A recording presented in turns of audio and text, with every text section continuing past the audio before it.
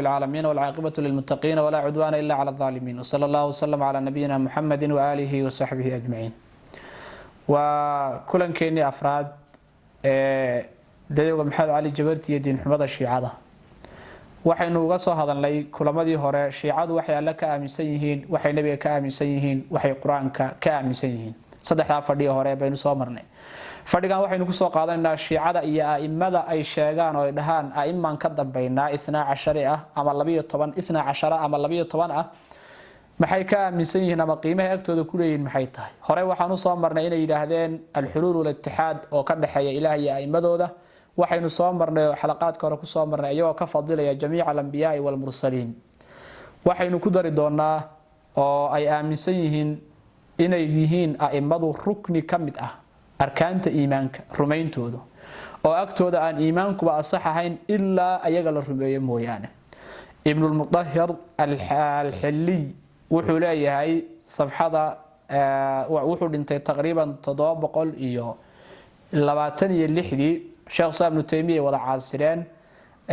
laba sanad xagga dhimashada ka horeeyay kitaab wuxuu leeyahay manhajul karama fi ithbat al-imama wa ma'ruf safxada koobaad wuxuu ku leeyahay kitaabka mas'alatu al-imamati aw mas'alatu al-imami هي أحد أركان الإيمان المستحق بسببه الخلود في الجنان والتخلص من غضب الرحمن حليه ومد كمل أركان الإيمان كإمامته taasoo sabab u noqonaysa in jannooyinka lagu waaro lagana takhaluso laga fakado qadab ar-rahman alla caridiisa subhanahu wa ta'ala waxa kamid ah inay kamid tahay shahaadada oo inagu waxaynu dadku islaam ku soo galaan shahadu an la ilaha illa allah wa anna muhammadar rasuulullah baa lagu soo galaa islaamka inay ayagu qabaan ama ay leeyihiin ma waxa lagu darayaa imaamada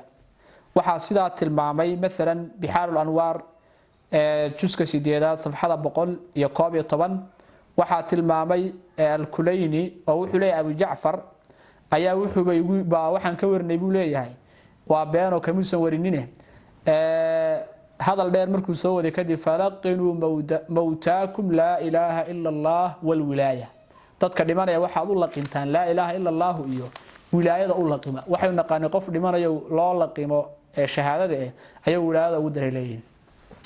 waxa la yaab leh waxay aaminsan yihiin aimadoodu inay waxna dilaan waxna nooleeyaan dad aaminsan ilaahay baa waxna dila waxna nooleeya nimankan waxay aaminsan yihiin ilaahay subhanahu wa ta'ala cidaan ahayn oo waxna disho waxna nooleeysa inay jirto wuxuu leeyahay kitaabkan la yiraahdo basaa'ir ad-darajat waxa iska leh Abu Ja'far as-Saffar baab wuxuu u baabaystay oo bixiyay abwaabun fi ihya'i al-a'immati al-mawta waxay abwaabta soo socota wali hal baab ma abwaabtani waxay abwaab tahay aimadu inay nooleeyaan dadka dhintay safxada 270 ilaa 273 dhowr baab oo kooban wuxuu ku sheegay khuzacbalaad tira badan oo inay aimadoodu waxna dilaan waxna nooleeyaan waxa la yaab loo hadalada ay soo rareen kamid ah oo bixaar anwaarka qudhiisa juska 9 safxada 376 ku soo raray inay yiraahdeen aimadayadu yuhyuna wa yumitun waxna way dilaan waxna way yeeleen bal iska dhaafay yaquluuna kun fayakun waxay dhahaan ahaw oo u ahaan arinta ragga soo raray waxa kamid ah saaxiib irshad alqulub daylami juska koowaad safxada 258 waxa kamid ah al-jawahir as-saniyah oo xurr al-aamili baaleh juska koowaad safxada 361 qisas mashhuur oo tiro badan bay leeyihiin Ali baa wax nooleeyay Faadima wax nooleysay Xasan iyo Xuseen baa wax nooleeyay tiro badan ayay leeyihiin waxa kamid ah midalan qisaska qisada hadda ninkan fiidiyowga aan ku tusi doono waa nin Iiraan iyo Arab ah laakiin bal hadda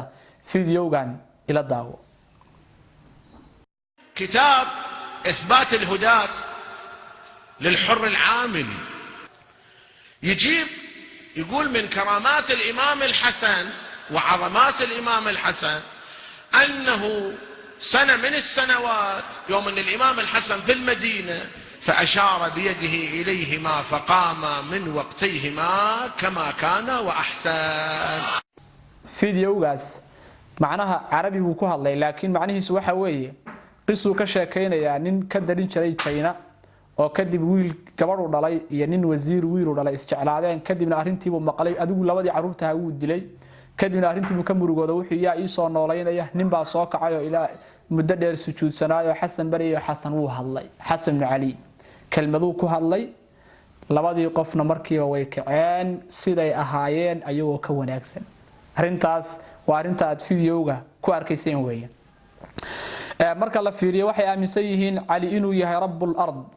rabbiga dhulka maamula inuu cali yahay. waxay ku been abuurteen inuu yiri hadalkan soo socda oo kutubtooda ku yaala ana rabbul ard alladhi taskunu al-ard bihi, waxaan ahay dhulka rabbigiisa dhulku ku degan yahay. miraatul anwaar ayuu hadalkaas ku yaala safxada 99 muqaddimada labaad. waxay aaminsan inuu koonka ku tasarrufo asagu oo koonka asagu oo maamulo adduun iyo aakhiraba. wuxuu kulayni ka soo guuriyay Ali ibn Hussein inuu yiri sidatan ama calimta anna ad-dunya wal aakhirata lil imam yad'uha haythu yasha wa yadfa'uha ila man yasha. miyaad ogeyn adduunya aakhiraba in imaamku gacanta ku hayo meeshuu doonana uu dhigayo. hadalkaasi wuxuu ku yaala usulul kaafi baabka baabun anna al-ard kullaha lil imam. baab waxay u tahay dhulka oo dhan in imaamku iska leeyahay. subhanallah. waxa kamid inay been abuurtaan ay dhahaan aimada inay ka wariyeen wabihim yamhu as-sayi'at wabihim yadfa'u ad-daym wabihim yuhyi wa yumit. ilaahay bay ka hadlayeen waxay leeyihiin ayaga daraadood baa ilaahay dambiyada ku dhaafaa, ayaga daraadood baa ilaahay dulmiga ku qaadaa, ayaga daraadood baa ilaahay waxna ku dilaa waxna ku nooleeyaa. hadalkaas wuxuu ku yaala bihaarul anwaarka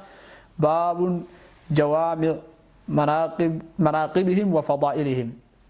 waxay been abuurteen inay dhahaan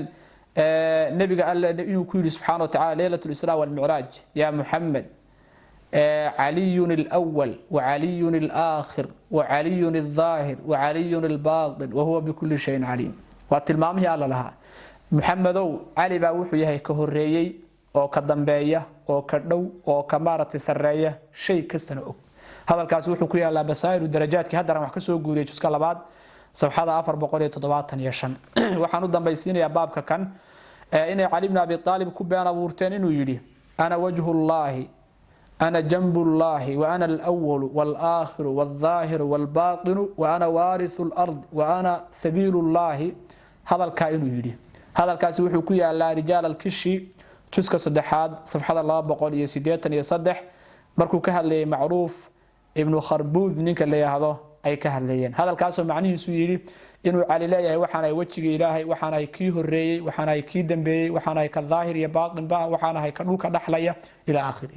hadalladaasi waa hadallo kamid hadallada ay ka aaminsan yihiin aimadooda. haddii aan sii wadno badino runtii waxaan laga soo gayoon karahayn oo xataa aqliga saliimka aw san ogolaan karahay in diini ogolaato daaye ayay aaminsan yihiin. intaas waxaan ku daynayaa xalaqadii afraad إن شاء الله تعالى كورن كان مدلم إنتهى سوي ما عندهم. السلام عليكم ورحمة الله وبركاته.